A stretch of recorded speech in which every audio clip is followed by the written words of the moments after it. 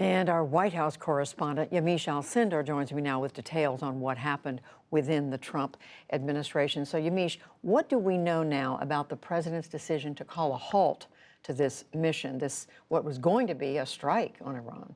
Well, by the president's own account, this really comes down to him at the last minute changing his mind and thinking that killing 150 people wasn't going to be a, quote, proportional response to what Iran did to the U.S. military drone, which, of course, was shoot it down.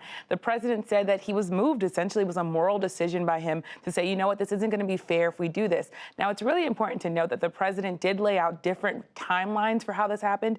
On Twitter, he was saying it was only 10 minutes before the mission was going to happen. And there were some reports that said that planes were even in the sky. But in the interview with NBC News, he put the estimate more at 30 minutes and said that there was no actual plan approved yet, that this was all him still thinking about whether or not he wanted to approve that plan. The bottom line is that the president is really relying on his own instincts, and he's really saying, look, I know what's best for my foreign policy. I'm going to listen to all this advice, but when it comes down to it, I'm the one that's going to make the decision in this White House. And Yamiche, we know you've been talking to a lot of people. What is your understanding of the politics at work here for the president?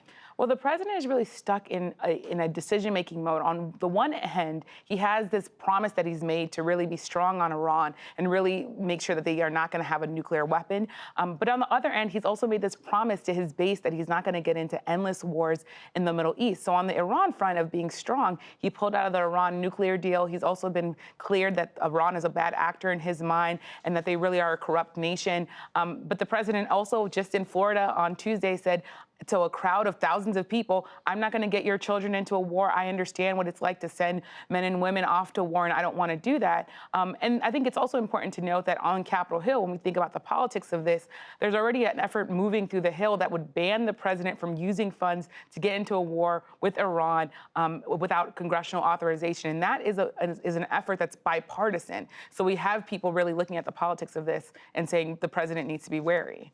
Another part of this whole thing, Yamiche, that's gotten a lot of attention is the fact that the president was sharing some details of decision-making about something that's normally kept under wraps, we should say. What are you understanding about that? Well, the most remarkable part of this whole story, or one of the most remarkable parts, is that the president was sharing all of this so openly on Twitter and also in this interview with NBC News. So many reporters, including myself, were feverishly looking for details about what happened in the president's thinking. And then we looked at Twitter this morning, and he really did lay it all out there. So when I talked to White House aides and people close to the president today, they said this is what the president does. He likes being able to be transparent in his mind. He likes not having a filter. And I should say I talked to a lot of supporters in Florida who say they love that the president tweets. They think that this is a good thing for him. So this is, of course, not, we've never seen anything like this before in a president, but this is the president's style, and he's sticking to it. Yamiche Alcindor reporting for us from the White House. Thank you, Yamiche. Thanks so much.